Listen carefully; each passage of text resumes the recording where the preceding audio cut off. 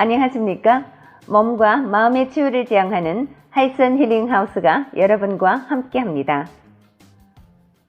하이슨 힐링하우스는 건강 10계명을 바탕으로 인체 정화, 명상, 마음 성장 등 다양한 프로그램을 운영하고 있으며 심신건강, 전인건강, 참건강 이념을 알리고자 노력을 기울이고 있습니다. 현재 100여 명이 되는 분들이 건강전도에 동참하고 계십니다.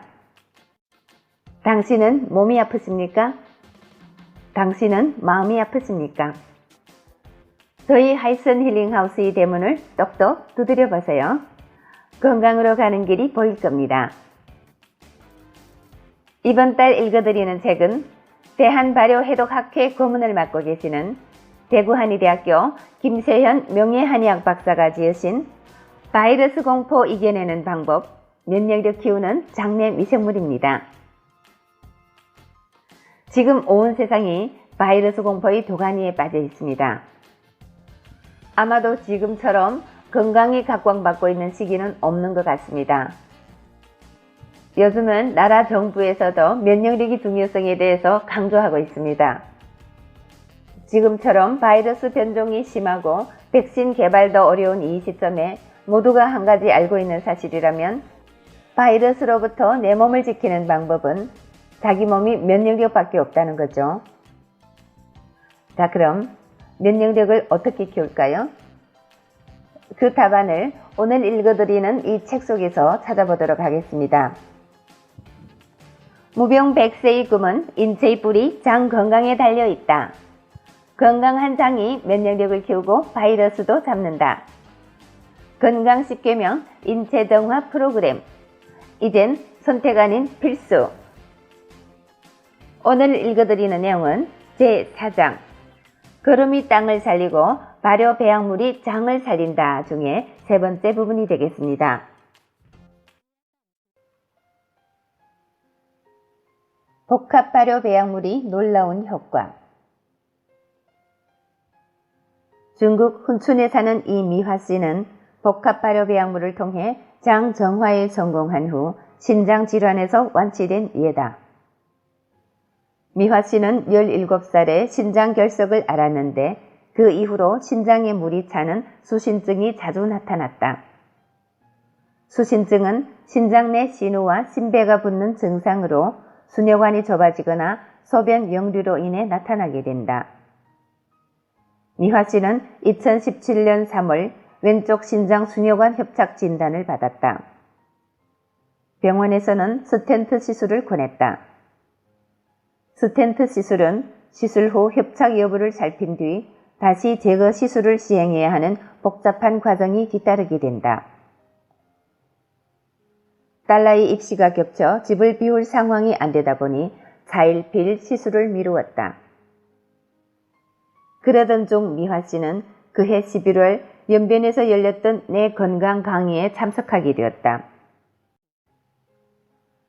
평소 자연식에 관심이 많았던 미화씨는 바로 복합발효 배양물을 이용한 인체 정화에 들어갔다. 15일을 목표로 진행하던 중 닷새째 되던 날 아침 왼쪽 옆구리가 저리기 시작했다. 기분이 묘해지는 통증이었다. 손바닥으로 마사지를 하면서 화장실에 갔는데 다른 날과 달리 소변이 시원하게 쏟아졌다. 평소에는 힘을 주어야 찔끔찔끔 나왔던 게 아침 소변이었다. 그렇게 미화씨는 프로그램을 무사히 다 마쳤고 한 달 후에 있었던 검사에서 수녀관 협착이 완전히 개선되었다는 결과를 들었다. 미화씨는 여기서 그치지 않고 이듬해 다시 인체 정화에 도전했다. 그러자 밤에 소변 가던 증상까지 완전히 치유할 수 있었다.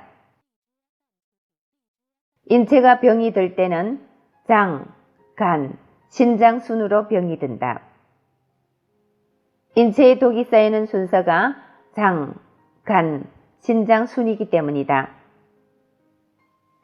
신장이나 간이 병들면 장에 문제가 생겼다고 보면 된다. 장내 부패가 간에 부담을 주면 해독이 어려워서 혈액이 탁해지는데 최종적으로 피를 거르는 신장에 문제가 생기는 것은 예정된 수순이라고 할 수 있다. 인체정화 프로그램을 하면 몸에서 독이 빠져나가기 시작하는데 이때도 장, 간, 신장 순으로 몸이 회복된다. 장내에 유익균이 자리 잡으면 여기서 어느 정도 해독이 이루어지기 때문에 간이 받는 부담이 적다. 혈액이 깨끗하니 신장으로 가는 노폐물도 적어 순혈관이 끼었던 찌꺼기가 사라지는 것이다. 이런 기적 같은 일을 겪은 뒤 미화 씨는 건강 전도사가 되었다. 주변에 인체정화의 장점을 알리기 바빴는데 그중 가장 큰 혜택을 입은 사람이 바로 미화 씨 아버지였다. 때를 같이 해 양의사 출신인 친정아버지 이춘홍이 폐암 확진을 받았다. 왼쪽 폐에는 암덩어리가 자라는데 설상가상으로 오른쪽 폐에서는 폐렴이 발견되었다. 미화 씨 아버지는 병원 진료에 집착했는데 염증 치료부터 하고 몸을 추스른 후 수술에 들어가기로 이야기가 되어 있었다.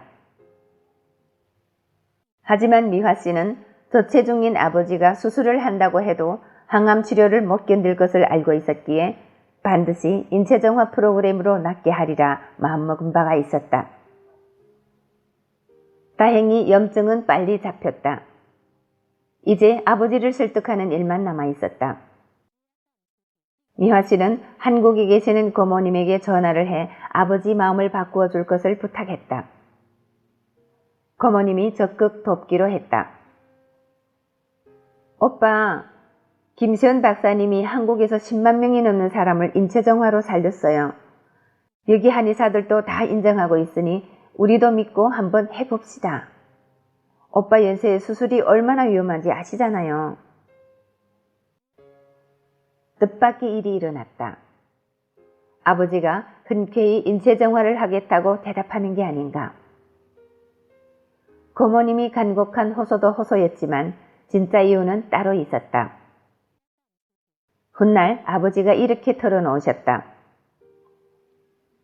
내가 입원했을 때 우리 병실에 나까지 폐암 환자가 모두 넷이었는데 한 사람은 심장마비로 세상을 뜨고 한 사람은 항암 치료를 마치고 집에 갔는데 그대로 돌아가셨고 남은 한 사람도 기침할 때마다 피를 토해서 나는 밥조차 제대로 먹을 수가 없었다.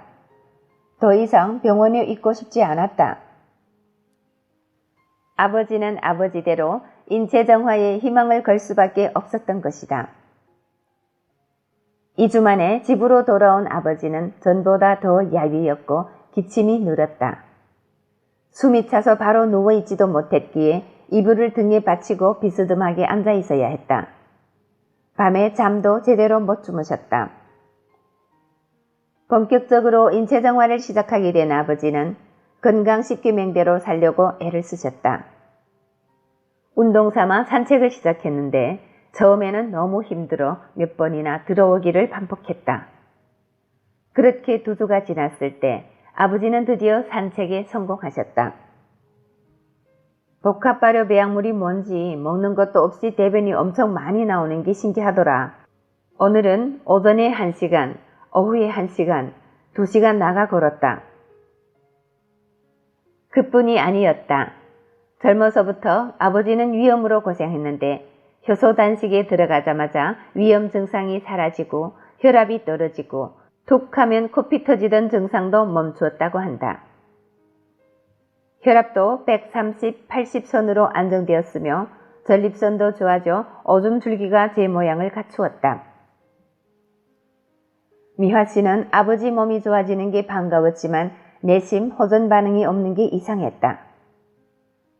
몸이 좋아진 사람들 대부분이 호전 반응을 겪었기 때문이다. 한 달 지속된 인체정화를 마쳤을 때 아버지는 몸무게가 4kg이 줄어 있었다.